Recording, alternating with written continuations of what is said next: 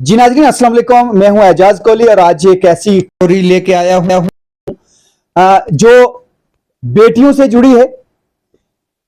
हिंदुस्तान की बेटियां ऐसे दरिंदों की ठगी का शिकार हो जाती हैं कि वो जिन लोगों पे एतबार कर बैठती हैं वही उनका एतबार है जो वो लूट लेते हैं और उनका एतबार लेने के बाद बेला फुसला कर उन्हें अपनी जिंदगी में लाने के बाद उनकी जिंदगी को तहस नहस कर देते हैं। आप देख सकते हैं ये निकाब में जो लड़की है, ये एक शख्स जो जिला पुंछ के सुदकोट इलाके से तलक रखता है। शौकत नामी ये शख्स इस लड़की को दिल्ली से बेला फुसलाकर जिला पुंछ में लाता है और इसे शादी का डोंग रचाता है। इस लड़की के मुताबिक उसने मुझे बहलाया, फुसलाया और अपने महजब में लाने के बाद शादी की, लेकिन शादी करने के बाद उसने तरह तरह से है जो इसे टॉर्चर किया, तरह तरह से इसे अजियत दी और आज ये बेबस लाचार, ये ना वापस अपने घर को जाने के लिए और ना इसको यहां कोई ठिकाना है। इंतजामिया के पास बार बार अपनी दुहाई जो है ये लगा रही है। इस लड़की के मुताबिक, जिसका हम नाम तो नहीं बताएंगे, निकाब में है, लेकिन इसके मुताबिक शौकत नामी शख्स ने उसके साथ फ्रॉड किया है, उसके साथ धोखा किया है, उसकी जिंदगी को तहस नहस किया है। हम जानना चाहेंगे कि आखिर ये पूरा मामला हुआ क्या। दिल्ली से एक लड़की जिला पुंछ के सुदकोट इलाके में आती है और तन तनहा वो लड़की यहां पे आती है और शौकत नामी शख्स के साथ शादी करती है और इसके मुताबिक उसने शादी के बाद धोखा किया। पूरा क्या मामला है आप बताएंगे? मैं दिल्ली एनसीआर नोएडा में जॉब करती थी, टेक महिंद्रा कंपनी में, और साथ ही साथ मैं मॉडलिंग भी करती थी। यूट्यूब पे मेरा एक चैनल भी है। शौकत, जिसका नाम है शौकत अली खान पूरा, वो वहाँ पे आया तो एक इवेंट पे हम लोग मिले थे। उसने मुझे बताया कि मैं कश्मीरी पंडित हूँ, मैं कश्मीर में रहता हूँ। फिर हमारी वहाँ से बातचीत स्टार्ट हुई, धीरे धीरे अंडरस्टैंडिंग हुई। उसके बाद वो मेरे साथ वैष्णो देवी मंदिर गया कटरा में। वहाँ पे उसने मेरे साथ शादी की। शादी करने के बाद कुछ टाइम बाद वो श्रीनगर हम लोग घूमने आए थे साथ में। तो जब उसने मुझे बोला था पहले से कि मैं कश्मीर में रहता हूँ, मैं कश्मीरी पंडित हूँ, तब मैंने बोला कि आपका घर कहाँ है, चलो मुझे अपने घर पे लेके चलो। उसने इस चीज़ के लिए एतराज़ किया। तब धीरे धीरे मैंने उसकी फैमिली से कांटेक्ट किया, पता लगा वो कश्मीर में रहते ही नहीं था। उसके साथ मैं आई उसके सुनकोट इलाके में। जब मैं उसके घर गई तो पता चला वो एक तहसील सुनकोट में एक गांव पड़ता है मोड़ा बछई, वो वहाँ का रहने वाला था। उसके घर गई, उसकी फैमिली से मिली तो पता लगा वो एक मुसलमान भी था और मोड़ा बछई एक जंगल मिलिटेंसी एरिया के बीच में, सेंटर में, पूरे पहाड़ी इलाके में ऊपर रहता था। तो फिर उसके घर वालों ने बोला कि जो आपने शादी की है उसको तो हम नहीं मानेंगे, आपको दोबारा निकाह करना पड़ेगा, इस्लाम कबूल करना पड़ेगा, तो हमारे हिसाब से रहना पड़ेगा।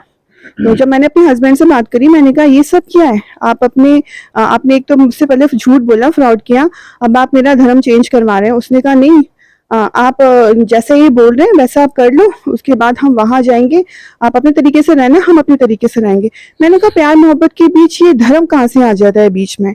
यदि आपने मुझसे प्यार किया है तो आप अपने रिलीजन में रहो। तो उसने कहा नहीं, ये बस फॉर्मेलिटी है, आप जैसे बोल रहे हैं कर लो। उसके बाद फैमिली वालों ने मिलके, हस्बैंड ने और मौलवी ने मिलके जबरदस्ती मेरा धर्म चेंज कराया, निकाह पढ़ाया और शादी की। उसके बाद शादी के बाद धीरे धीरे, मतलब आप धर्म बदलने के लिए राजी नहीं थी? मैं राजी नहीं थी। उसके बाद शादी के बाद कुछ टाइम बाद ही हस्बैंड ने और पूरी फैमिली, ससुराल वालों ने मुझे टॉर्चर करना स्टार्ट किया। मारा पीटा, मेंटली फिजिकली हरेसमेंट किया, सब कुछ किया, घर से भी निकाला, टॉर्चर भी किया, हर मेरे साथ वो वारदात की जो नहीं करनी चाहिए थी। उसके बाद मुझे इतना, मतलब फिजिकली मेंटली इतना टॉर्चर हुआ कि मुझे 2 टाइम की रोटी के लिए भी इन्हें मुहताज कर दिया।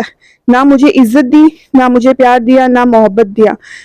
मेरा धर्म भी इन्हें चेंज कराया, मुझे अपनी फैमिली, अपने माँ बाप, अपने वतन, अपने शहर से सब कुछ छुड़वाया। उसके बाद जब मैं इनके धर्म में आ गई, मतलब आप इस शौकत के प्यार में इतनी पागल हो चुकी थी कि आपको कुछ नहीं रहा, कुछ याद नहीं रहा कि मैं क्या करने जा रही हूँ? जी जी, मैंने प्यार किया था तो मैंने अपना रिश्ता, अपना प्यार निभाया, अपनी वफादारी निभाई। लेकिन मुझे हर तरह से धोखा दिया गया, मुझे झूठ बोला गया स्टार्टिंग से लेके, ऊपर से जब मैं इनके पूरी रिलीजन में कन्वर्ट हो गई उसके बाद मुझे इज्जत भी नहीं दी गई। एक लड़की जब अपना सब कुछ घर बार फैमिली छोड़ के आती है तो वो सिर्फ ये चाहती है कि मेरा हस्बैंड मुझे इज्जत दे, प्यार दे, मोहब्बत दे। मतलब आपने जब मजहब कन्वर्ट कर लिया, अब आप ये चाहते थे कि ठीक है मैं इनके मजहब में आ चुकी हूँ, अब मैं पूरे रस्म रिवाज वही निभाऊंगी, लेकिन मुझे प्यार और मोहब्बत मिलनी चाहिए। जी, जी। तो वो भी नहीं आपको जी, मिला। हर लड़की का राइट होता है जब वो अरेंज मैरिज भी करती है तो अपना घर बार फैमिली छोड़ के आती है तो उसको राइट होता है कि वो उसका हस्बैंड उसकी इज्जत करे, प्यार दे, मोहब्बत दे, उसके हक अदा करे, उसको वो सारी चीजें दे जो उससे एक्सपेक्ट करती है। लेकिन यहाँ पे तो मैं अपना शहर, अपना धर्म, अपने माँ बाप, अपनी बिरादरी, अपना शहर सब कुछ छोड़ के आई थी एक बंदे की खातिर, एक बंदे के विश्वास के खातिर, एक बंदे पे सब कुछ मैंने अपने आप को कुर्बान कर दिया, उसको सौंप दिया कि जो है तू ही मेरा वर्ल्ड है। लेकिन उसने मेरे साथ इतना बड़ा लाइफ का धोखा किया, मुझे 2 टाइम की रोटी के लिए तरसाया, मुझे इज्जत के लिए, मुझे प्यार के लिए, हर एक चीज के लिए उसने तरसाया। उसने मेरी इज्जत को रोला, उसने मुझे खुद भी माना, अपनी फैमिली, अपने रिश्तेदार, अपने चाचा ताऊ के लड़के, भांजे भांजी, माँ बाप, बहनों सबसे पिटवाया, गालियां गलौज दिलवाई, जलील कराया, मेरी इज्जत को रोला गया। वहां पे मुझे हर हर चीज के लिए मुझे तरसाया गया। मतलब जो मुझे हक मिलना था, जो हुआ सो हुआ, लेकिन मुझे मेरा राइट भी नहीं दिया इन लोगों। और ऑफ द रिकॉर्ड भी जो हमारी बातें हुई हैं वो दिल को दहला देने वाली हैं। ये शख्स इस्लाम के नाम पर पूरी तरीके से दबा है।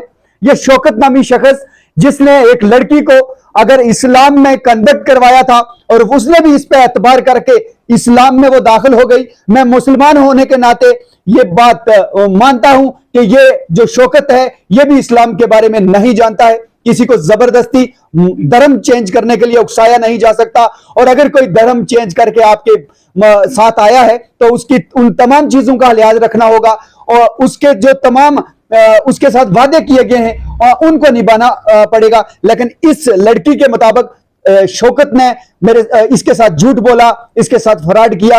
आखिर क्या वो शौकत के जो परिवार हैं, क्या शौकत के जो रिश्तेदार हैं, वो शौकत की इस बात पर शौकत का साथ देंगे या इस मजलूम और इस लड़की का साथ देंगे, इस मजलूम लड़की का साथ देंगे जो सब कुछ छोड़कर शौकत के लिए, शौकत के अपने मजहब तक छोड़कर शौकत के साथ यहां रहने आई। लेकिन शौकत ने इसके साथ जो है वो बेवफाई की है, इसके साथ गद्दारी की है।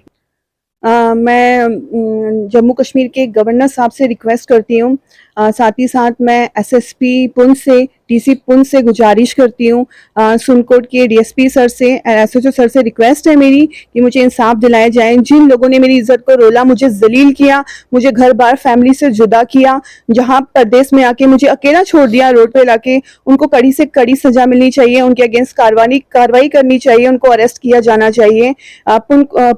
सुनकोट की पुलिस से मुझे अभी तक कोई खास सपोर्ट नहीं मिला है, लेकिन मैं चाहती हूँ कि उनको जल्दी से जल्दी अरेस्ट किया जाए और मुझे इंसाफ दिलाया जाए।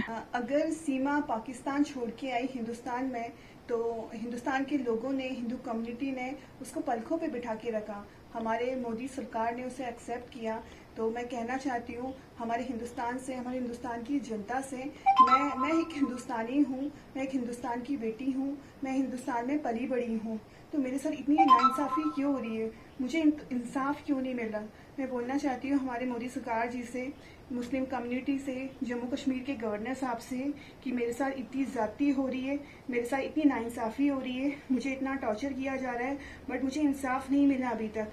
मैं चाहती हूँ कि मुझे इंसाफ दिया जाए, मैं भी इंसाफ चाहती हूँ। आप बताएंगे कि वो आपको कहते क्या हैं? अभी आप किस सिचुएशन में हो? अभी तक उन लोगों ने मुझे इतना टॉर्चर किया है, वो चाहते हैं, उनने जो करना था मेरे साथ किया, मुझे टॉर्चर किया, हरेसमेंट किया, मेंटली, फिजिकली, सब कुछ।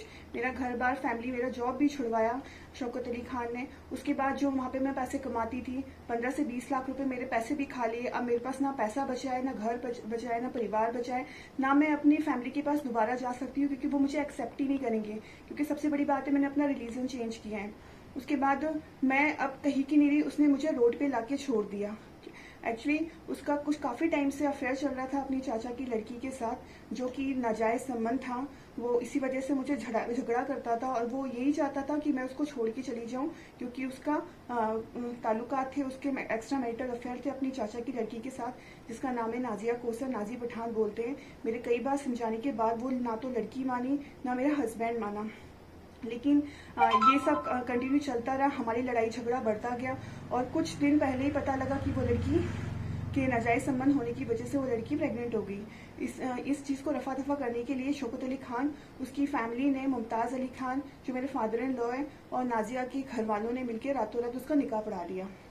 लेकिन मैं जानना चाहती हूँ, जिस मौलवी ने निकाह पढ़ाया हुआ है, जिसका नाम है मौलवी अकरम, जो मुड़ावशही में रहता है और मंडी का रहने वाला है, जो कि एक पठान है, 3 साल पहले भी उसी मौलवी ने मेरा निकाह पढ़ाया था 16 मार्च 2020 को।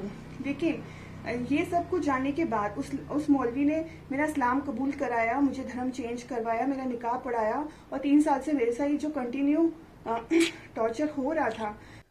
जिस मौलवी ने 3 साल पहले मेरा निकाह पढ़ाया था, जो कि मौलवी अकरम था, मुड़ा बछई में रहता है लेकिन मंडी का रहने वाला है। ये सारी चीज़ें जानने के बाद 3 साल पहले उसने 16 मार्च 2020 को मुझे ज़बरदस्ती इस्लाम कबूल कराया था, मेरे ससुराल वालों के साथ मिलके।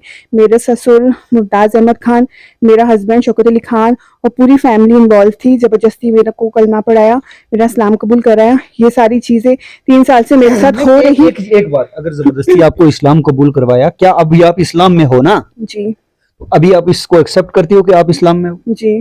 तो अब आप के साथ वो क्यों, मतलब मांग क्या कर रहे हो आप? आपने इस्लाम कबूल कर लिया, उस वक्त जबरदस्ती किया था, अब क्या आप वापस अपने मजहब में जाना चाहती हो?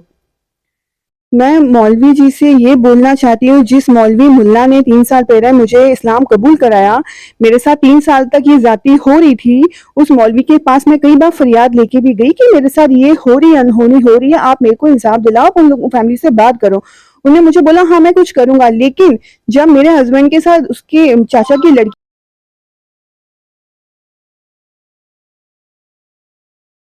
रात 10 से 11 बजे के बीच मेरे हस्बैंड का दूसरा निकाह पढ़ा दिया। मैं पूछना चाहती हूँ, इसलिए मौलवियों के पैसों के पीछे निकाह पे निकाह पढ़ाते जाएंगे और हम जैसी लड़कियों की जिंदगी ऐसी बर्बाद होती रहेगी। यदि मौलवी का कहना है, उस मौलवी का कहना नहीं जी हमारे शरीयत में तो जायज है 4 शादियां करना, आपके शरीयत में जायज है 4 शादियां करना, लेकिन देखो, मेरी आपसे रिक्वेस्ट है कि आप शरीयत की बात, 4 शादियां, वो वाली अलग है। अभी आपको उन्होंने क्या कहा है कि आपको घर में रहने दिया जाएगा, नहीं रहने दिया जाएगा, और दूसरी शादी करने के बाद आपको वो मतलब आपको ही वो एक्सेप्ट नहीं है कि वो दूसरी शादी करके आपके साथ रहें। अभी आपकी जेन्युइन मांग क्या है कि क्या होना चाहिए? उसने जो जो आपके साथ किया, उसके साथ क्या होना चाहिए? मेरे साथ जो भी हुआ वो बहुत नाजायज हुआ। मुझे स्टार्टिंग से लेके अभी तक धोखा दिया गया और रातों रात उसने शादी करी, ये तो सबसे बड़ा मुझे धोखा दिया गया। लेकिन मैं जिस बंदे के पीछे सब कुछ छोड़ के आई थी, वो बंदा दूसरी शादी करके बैठ गया, तो मेरा रहने का वजूद ही क्या है यहाँ पे? लेकिन मैं जानना चाहती हूँ कि उस लड़की के साथ नाजायज संबंध थे, तब ये चीजें तो इस्लाम और शरीयत अलाउ नहीं करता, तो 4 शादियां इस्लाम और शरीयत कैसे अलाउ करता है? मैं पूछना चाहती हूँ, जिस मौलवी ने सब कुछ जानने के बाद ये दूसरा निकाह पढ़ाया, बाकी मौलवियों से मैं पूछना चाहती हूँ, सोनकोट के मौलवी बिशार जी से मैं पूछना चाहती हूँ कि वो मुझे जवाब दे।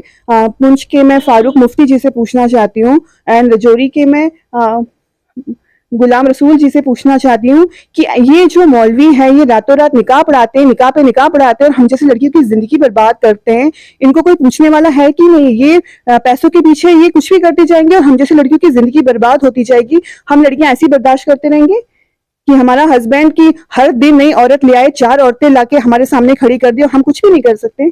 ये वीडियो आप लोगों तक पहुंचाने का मकसद यही है कि एक बेटी जो दिल्ली से चलकर जिला पुंछ के सुनकोट इलाके में अपना प्यार पाने के लिए आती है, उसके साथ विश्वासघात किया गया है, उसके साथ धोखा किया गया है।